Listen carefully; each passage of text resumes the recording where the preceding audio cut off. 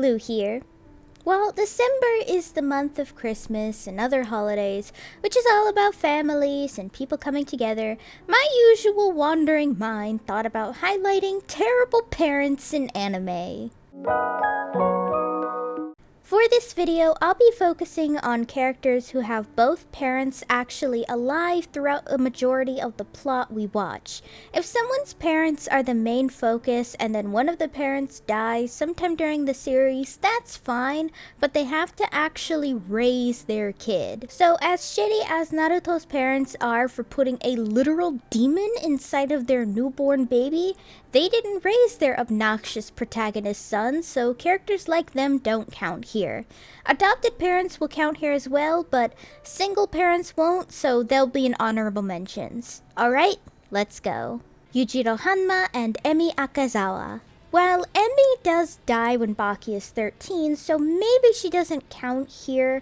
I'm gonna say she does because she does raise Baki and appears throughout the majority of the first season of the 2001 anime. Okay, so Emmy does start out as a pretty decent person, just your typical daydreaming, lovey-dovey, and shy young woman who married an obvious asshole but doesn't have the mental backbone to realize that yet. It's only when meeting Yujiro Hanma that her entire mentality is spun on its head and she starts to have a crazy love for violence and an obsession for Yujiro because I guess she's a Bara fan or something. She becomes pregnant with Baki pretty much the same day Yujiro killed her husband, and after he's born, she dedicates the next 13 years to training Baki to become a champion fighter so he can beat the shit out of his dad because Yujiro wants him to or something. I don't know, man. Baki has been running since 1991 and they still have never explained why Yujiro wants Baki to beat him. Well, there is a part of her that loves her son and clearly she gave him decent affection. She made her own son live in a shitty little shack while she gets to live in this huge ass mansion. Not to mention robbing Baki of a normal childhood since she practically groomed her son into being Yujiro's perfect rival.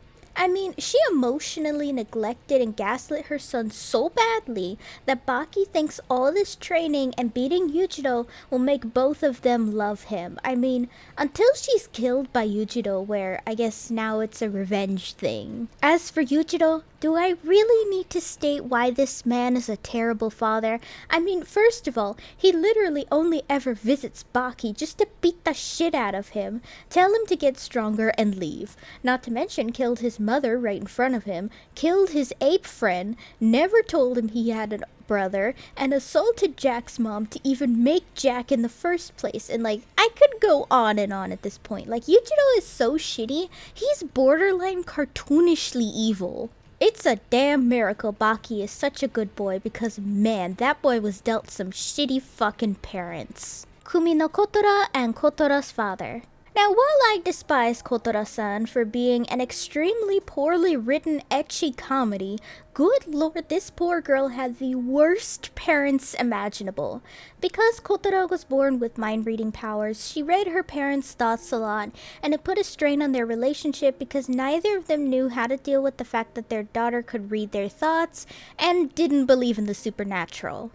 It gets worse when Kotaro reads her parents' minds one day and asks why her parents are cheating on each other, and Kotaro's father can't handle his own daughter anymore and his cheating being exposed, so he leaves and I guess Kotaro hasn't seen him since.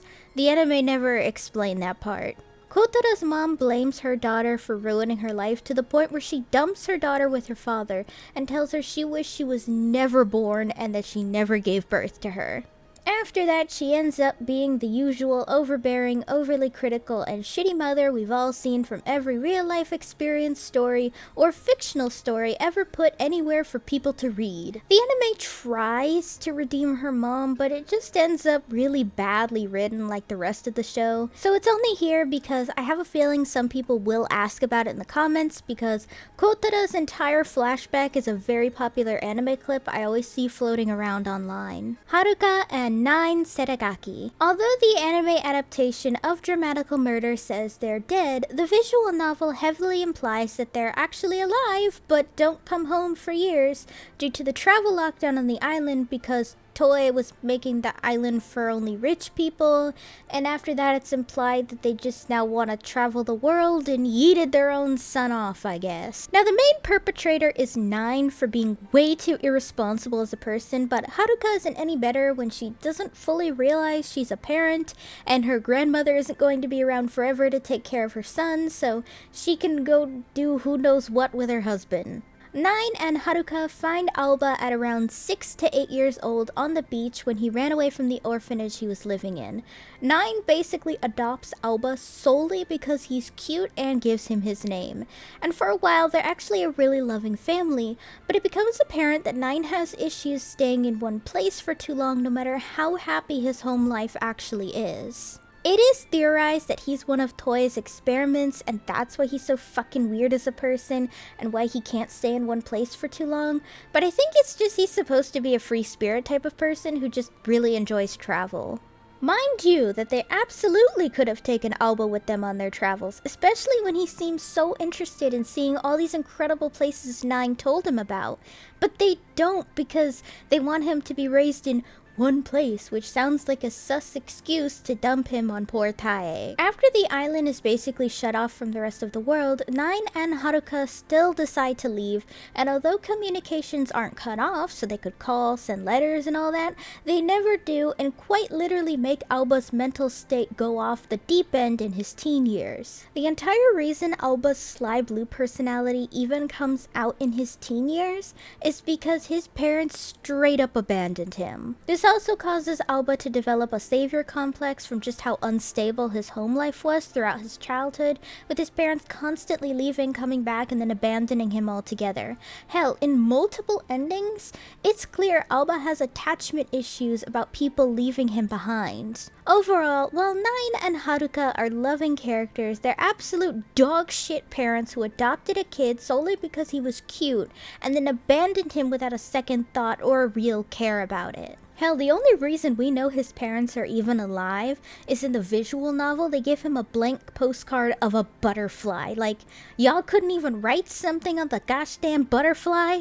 Akemi, Hinazuki, and Kayo's father. Akemi reminds me all too much of parents I hear about in true crime videos, or even friends both in the past and now who talk about their childhood. Although she probably loved her daughter at some point, I think, the abuse she suffered at the hands of her ex-husband made her pretty much despise her daughter because she looks like him. We aren't talking about typical anime abuse of just shoving someone away or saying harsh words, but I mean full-on physical abuse to a point where Kayo couldn't even go to school because she was too physically battered to walk to school. And the fact that it's disturbingly realistic that CPS barely gets involved until they're literally forced to see her abuse her daughter doesn't help either. I mean, Akemi is such a shitty parent that literally her abuse is the reason Kaya gets killed in the first timeline in the first place. Not to mention Kayo's father obviously physically abused his daughter too. I mean, it's kind of obvious that Kayo was abused pretty much her whole life until she was finally taken away to live with her grandmother. I'm just glad Erased show us how important it is to help children like Kayo and how realistically it portrayed that kind of abusive childhood, unlike most anime that water down that kind of childhood. Honorable mentions. These are single parents or just really famously shitty parents I had to highlight in this video anyway. Gendo Ikari. Okay, so although he kinda says he cared about his son in the movie, if you ask me, I don't think he ever cared about Shinji and literally only had him because Yui wanted a child. From Evangelion, we only ever see Gendo largely ignored Shinji and left him in the care of other people, and when his wife died or became Orange Fanta inside of Unit 1, he dumped his son off somewhere and never talked to him again for like a decade. He only contacts his son just to make him the pilot of Unit 1 because he was DNA compatible or something, because Yui's orange soda life juice is in there or something. I don't know, man, Evangelion is fucking weird. Hell, Gendo cares more about Rei than he does Shinji, because she looks just like his wife, and it's kind of implied he wanted a girl so he could have a little Yui running around, because man, that guy was obsessed with his wife. Small shout out to Yui Ikari, I guess, for conducting a deadly experiment knowing full well she had a baby who still needed her. Enji Todoroki and Rei Todoroki. Literally, these two created one of the most dangerous villains in My Hero Academia.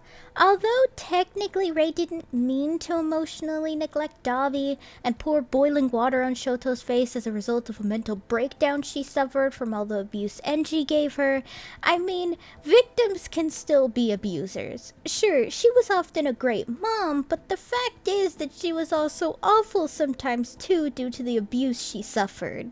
Enji though, man, I don't know why My Hero Academia keeps pushing to let this guy be redeemable when he's irredeemable. First of all, he mentally broke Dabi as a child in that he'd only care about him if he'd perfect his quirk to a point where it broke poor Dabi, and he literally tried to almost die to perfect his flames. Second is that he emotionally neglected his two other children to the point where he barely knows their most basic likes and dislikes.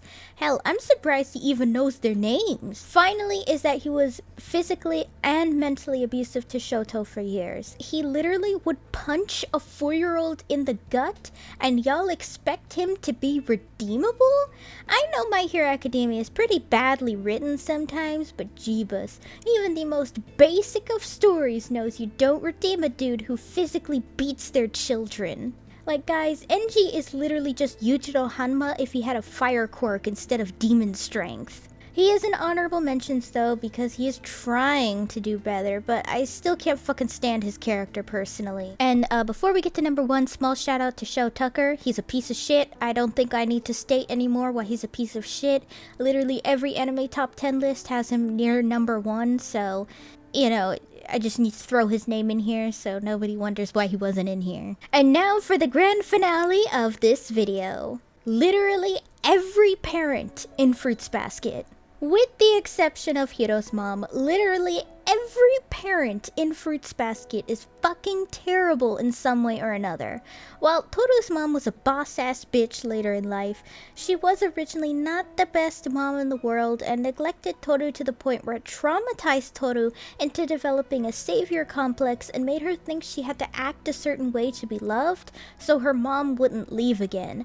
Again, I love Toru's mom, but you can't lie, that was fucked. Then you literally have every Soma parent except for Hiro's mom. From Kyo's mom locking him away in the house, Momiji's refusing to touch him, Yuki's mom hating both her children, Rin's parents physically abusing her, Shigure's parents refusing to acknowledge his existence, and don't forget Akito's parents. I already can't stand Akito as a character, but damn guys, Akito has the shittiest parents known to man. Not only is Rin completely unstable and has pick-me-girl energy since she refuses to compete with another woman for her husband's affection, so she forces him to raise her daughter as a boy, but Akito's father was kind of shit too.